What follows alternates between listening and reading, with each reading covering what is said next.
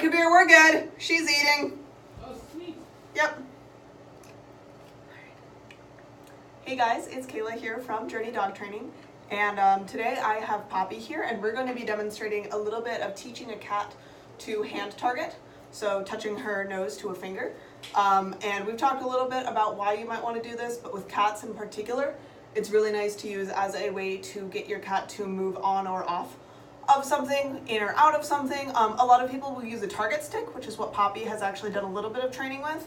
I like being able to use my finger as well, because then I can, I always have my finger, basically. Target sticks are really nice if you want to use this to crate train your cat. But if you're just trying to use something that you can use to get her, you know, off the counter or whatever, finger is really nice. And I just have some soft cat treats here that are just grocery store treats. Poppy has started with a clicker, so we are going to be doing a little bit of clicker training. And you guys are going to see now the difference between training cats and training dogs. And just so you know, I do also do some cat behavior consulting. So if you've got a cat that doesn't use the litter box, doesn't like your other cat, doesn't like your dog, all of those sort of things, I do help out with that. If you go to journeydogtraining.com and then click on courses and then cat behavior courses, you guys can learn all about those there. So without further ado, Poppy and I are going to get started. We'll start by trying to get her off. And Poppy does have a bum leg, so also targeting for her is helpful as far as getting her to move around without us having to pick her up, which could be uncomfortable for her.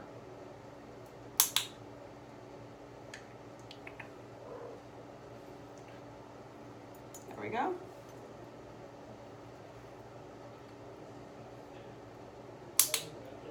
So all I'm doing is I'm offering my finger really close to her, and then if she moves towards it or touches it, click, and then a treat. Cats often won't eat out of your hand, so you often have to put that treat there on the ground. So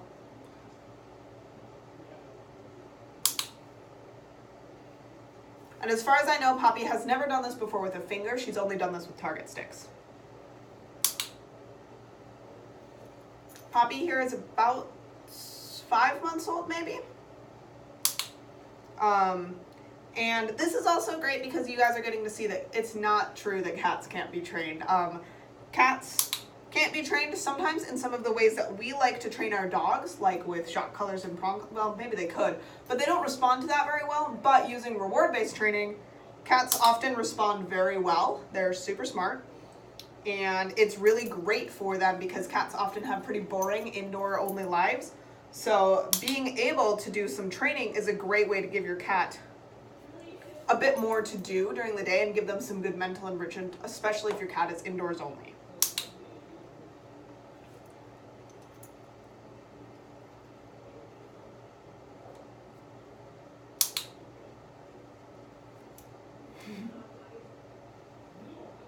And I like to toss the treats a little bit, especially when doing target training, because that lets the animal kind of come and go away from me. But it also kind of gives them a little bit of a break and introduces a little bit of kind of a fun game, builds up some momentum and excitement in the training versus just kind of hitting their nose against my hand over and over and over again. Did you get that one? I accidentally tossed that last one kind of under a bath mat. Oops. She got 2 with that one.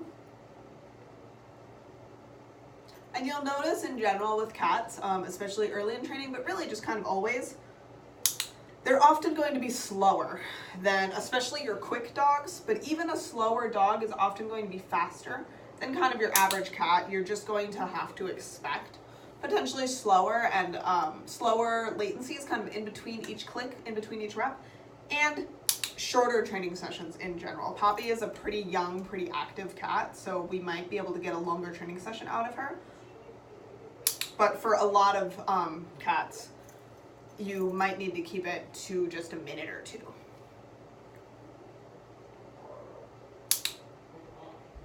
And just a little note about her body language. Let's look at what she's doing. You guys might be able to hear she's been trilling a little bit.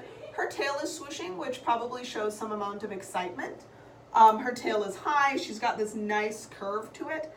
And her pupils are pretty what you would expect as far as how bright this room is. So they're not super constricted, nor are they super dilated. That all is telling me that she is pretty relaxed and kind of enjoying this training session. We're not seeing any piloerection, fluffy fur right along the base of her tail, dilated pupils, whiskers that are all the way forward or really fanned out.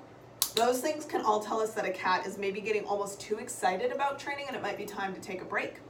Or if the cat is disengaging from training, then it's a good sign that we should end our training session.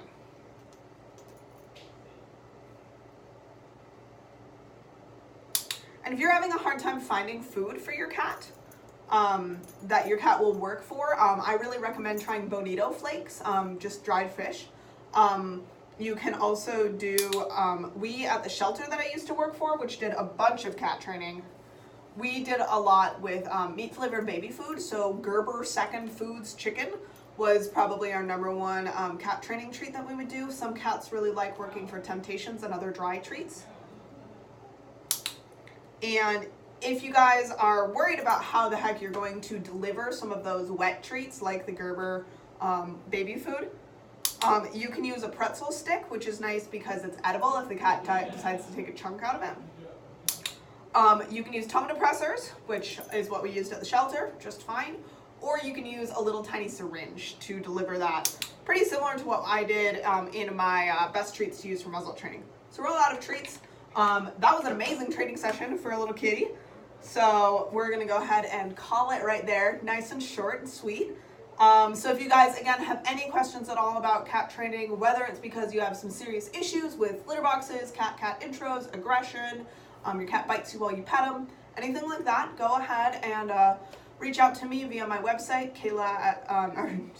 journeydogtraining.com. You also can go ahead and watch training videos on my Facebook page, Journey Dog Training on Facebook. We do a live training Tuesday, well, usually live, every Tuesday at 7 p.m. Eastern. And then those are always recorded. And then obviously you guys can also find me here on YouTube.